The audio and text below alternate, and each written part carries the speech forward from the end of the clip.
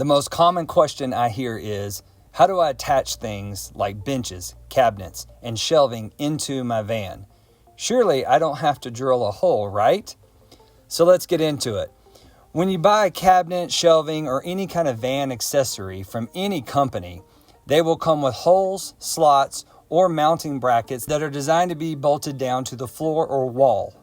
Because all vans have different build designs and everyone's van goals are different, it is up to you on how you want to attach your new item inside your van.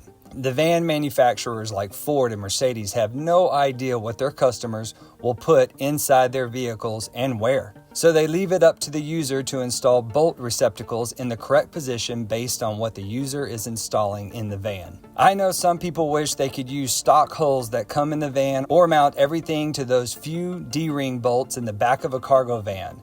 But that is not practical or necessarily a good idea from an engineering standpoint, as there are so many variables from van to van.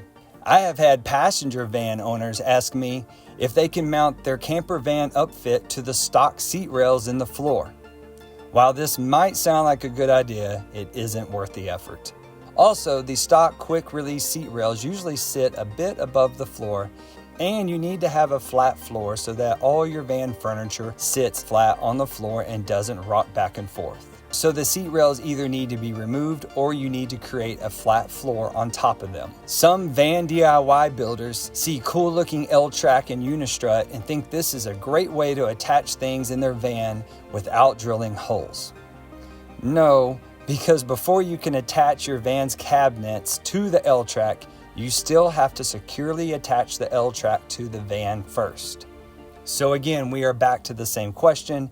How do we attach things inside our van? So let's go over the 3 most common ways that the automotive aftermarket accessory industry is using as points of attachments for vans. 1. Plus nut or riv nut. A plus nut or riv nut is a metal cylinder that is threaded to accept a bolt. These come in different sizes. You can install these into the floor or the wall or the ceiling. This is how you install them. First, you drill a hole into the sheet metal. Then you use an installation tool.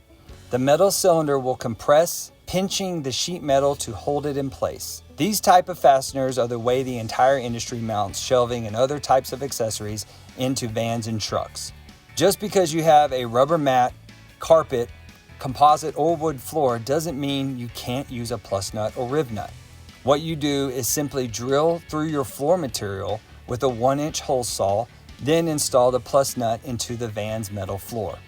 Then you can run your bolt through the mounting hardware down into the new bolt hole.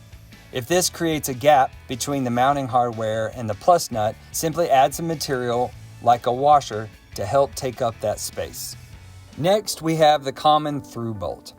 A through bolt is exactly what it sounds like. It is a bolt that is long enough to run through your unit's mounting bracket and van floor and come out of the bottom of the van where you would install your nut. It is common practice to use large washers to help spread the load.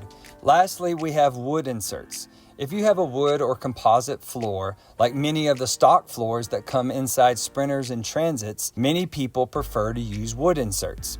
To install, you just drill a hole and then use a hex key to screw the wood insert down into the wood. Once installed, you have a nice looking bolt hole to mount your van's furniture. That is the 3 most popular methods that I see every day as people build their own vans.